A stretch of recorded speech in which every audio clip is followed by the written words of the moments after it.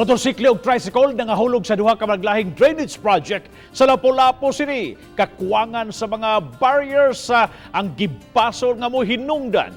Siluan Mirondina sa report.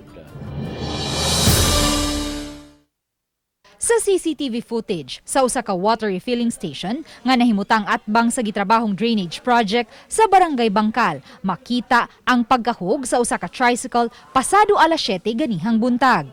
Kay limitado lang ang view sa camera sa CCTV, wala maklaro kung unsay hinungdan nganong napidpid kini duol sa gitrabahong proyekto. Ang mga nakasaksi sa dapit ug ang usa sa mga trabahante sa naasoy proyekto adunay managlahing version sa hitabo. Wala naman siyang kasalubong. Parang nagkaroon lang ng error yung driver. Bali, meron kasing barrier doon sa banda roon, dalawa.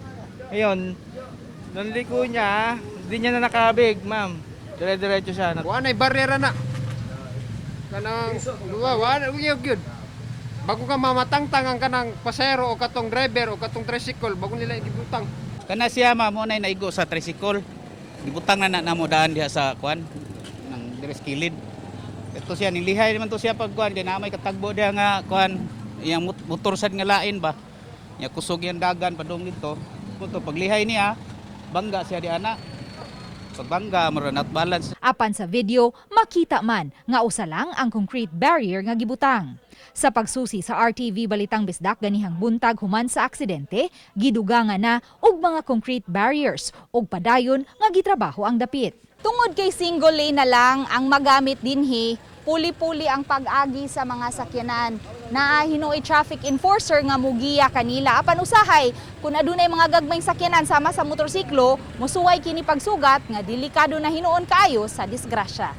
Giila ang biktima nga si Francisco Calungsod Jr., 50 anyos, kinsa maoy driver ug nahiagom og samad sa ulo ug pangos sa abaga. Samtang ang iyang pasahero nga si William Baguio, 40 anyos, may pangus usab sa tuhod ug bukton. Ang duha wala pa makuhai sa ilang habig kay nadangat pa sa tambalanan. Samtang niadto Miyerkules sa gabi, nahug usab sa gitrabahong drainage project sa Bagumbayan 2, Maribago ang usa ka lalaki nga luwan sa motorsiklo.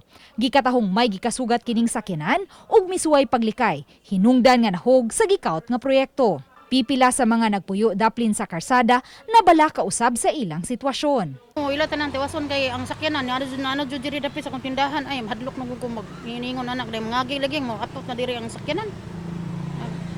Kuya lagi na yung mahubog-hubog bitaw. Subay ni ini, subling nanawagan si Mayor Junard Ahong Chan ngadto sa DPWH 6th Engineering District aron matagad ang hitabo.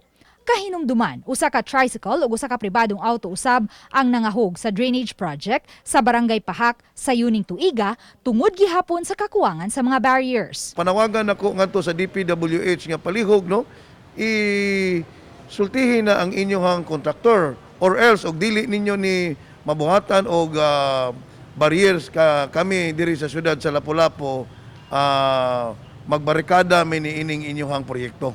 Uban ni Marlon Melgazo, Luan Mirondina, Balitang Bisdak.